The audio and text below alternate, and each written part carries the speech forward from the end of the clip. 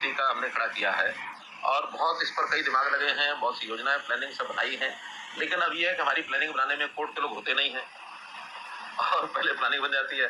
उसको घुमाने के लिए जो तैयार बैठे हैं, जो गैंग है पेपर जिसको भर्ती रोको गैंग, ये जो भर्ती रोको गैंग है, ये भी हरियाणा में नहीं बहुत प्रदेश में सक्रिय है कि कहीं सरकार को इसका श्रेय ना मिल जाए। छोटी छोटी बात को लेकर के कोर्ट में जाएंगे और कोर्ट वाले उसको बिना देखे समझे पढ़े STAY 4 अक्षर का एक बड़ा शब्द ये बना हुआ है, फटाफट लग जाता है। 56-57 का भी यही कारण हुआ, वहां तो पहले 56 था, स्टे लग गया, हमने डबल बेंच में गए तो एक दिन पूरा लग गया उसमें, इसलिए 56 हमको बदलना पड़ा, अगले दिन करना पड़ा, पहले 57 हो गया, 57-56 उसके क्वेश्चन रिपीट हो गए। अब ये किसी के हाथ में नहीं है, एग्जामिनर के हाथ में है, तो या तो एग्जामिनर को दोषी ठहराते या कोई करते, उन्होंने स्टे लगा दिया। स्टे लगाने के बाद ये कहा कि इसका जो है रिजल्ट डिक्लेयर नहीं करेंगे और आगे भी एग्जाम नहीं लेंगे, ये भी है उसमें, आगे एग्जाम नहीं ले सकते भी, जब तक वो फैसला नहीं होगा तब तक एग्जाम नहीं ले सकते, इसलिए उस प्रेशर को रोका। हाँ, ग्रुप डी का जो है 20 और 21 तारीख को वो CET द्वारा यानी होगा, वो तो पहली बार ही होना, एक ही बार होना, वो होगा, जिस दिन होगा उससे अगले दिन उसका रिजल्ट डिक्लेयर करके उनकी भर्तियां हो जाएंगी। पता नहीं, डी तो हो रहा है, लेकिन सी का तो जो पहले वाला क्लियर होगा तभी आगे बढ़ेंगे, उससे पहले कैसे बढ़ सकते हैं?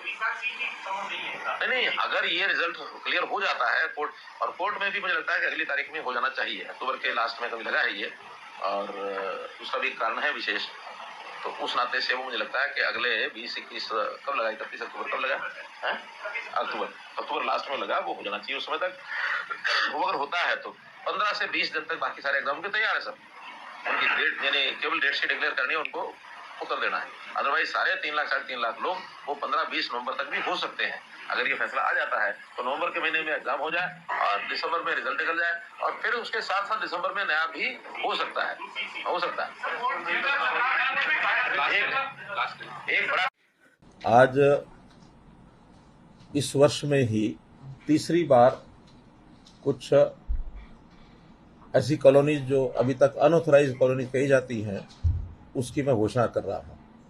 हमने पहली बार इसमें टाउन कंट्री प्लानिंग डिपार्टमेंट को भी जोड़ा है कि जो कॉलोनीज अर्बन जो एरिया है उस अर्बन एरिया से बाहर बनती हैं, और खास करके जो हमारा कंट्रोल्ड एरिया है, अर्बन एरिया से बाहर कंट्रोल्ड एरिया में भी कई बार वो कॉलोनीज बन जाती हैं, लोग प्लॉट खरीदते हैं, जमीन खरीदते हैं, प्लॉट बनाते हैं, उनको मकान बन जाते हैं, उसका कंट्रोल पहले उतना ज्यादा बन नहीं पाता था, तो अंतर्गत विचार यही किया कि अभी एक बार जितने भी ऐसी कॉलोनीज बन गई हैं उन सब का रजिस्ट्रेशन करके और वहां जो परिस्थितियां हैं उसके हिसाब से और उनको सबको नियमित किया जाए। अर्बन एरिया है उसके अंदर ULB, और जो अर्बन एरिया के बाहर कंट्रोल्ड एरिया है उसमें टाउन कंट्री प्लानिंग। तो इस प्रकार 2014 से 2022 उसमें तो हमने 685 कॉलोनीज केवल अर्बन लोकल बॉडीज के लिए ही की थी। फिर पहली बार 17 अगस्त को हमने कॉलोनी जो घोषणा की थी 211 उसमें नगर पालिका की थी, 238 टाउन कंट्री प्लानिंग की थी, तो 449 कॉलोनीज ही हमने उस समय घोषणा की थी। आज उसके बाद उसी कड़ी में अगली जो घोषणा मैं कर रहा हूं उसमें 193 कॉलोनी तो अर्बन लोकल बॉडीज की और 110 कॉलोनी टाउन कंट्री प्लानिंग की, ऐसे कुल मिलाकर के 303 कॉलोनी आज जो है इनको घोषणा में कर रहा हूं। 14 जिले जिसमें 21 नगर पालिकाएं ये सब हैं, 21 नहीं 39 नगर पालिकाएं ये हैं, तो ऐसे ये सब जगह पर आज कार्यक्रम भी हो रहे हैं और वहां इनकी जानकारियां सबको, चाहे वो टाउन कंट्री प्लानिंग की हैं चाहे वो अर्बन लोकल बॉडीज की हैं, उन सब कॉलोनीज की जानकारी वहां सबको मिल रही है। वहां हमारे प्रोमिनेंट सब लोग हैं, मैं यहाँ के आपके माध्यम से वहां पर एकत्रित सभी ऐसे लोग जो उन कॉलोनी के बाशिंदे हैं उनको विशेष तौर पर बधाई देता हूं। अन्य जो लोग जुड़े हैं उन सबको भी इस अवसर पर बहुत बहुत शुभकामना और बधाई देता हूं।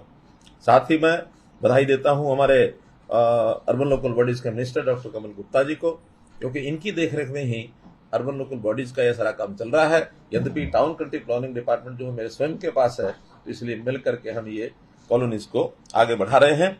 इसी के साथ एक जानकारी और कि अभी भी जो हमने पोर्टल पर जितनी जानकारियां ली थी उसमें 1507 कॉलोनीज अभी भी शेष हैं।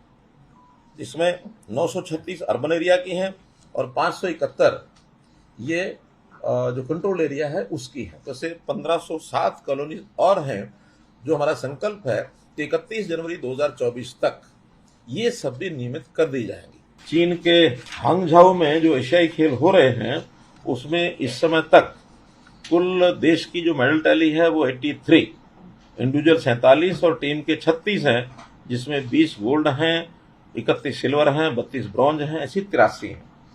और इसमें हमारे लिए प्रसन्नता की बात यह है कि 83 में से हरियाणा के हैं 21, विच इज मोर देन 25%।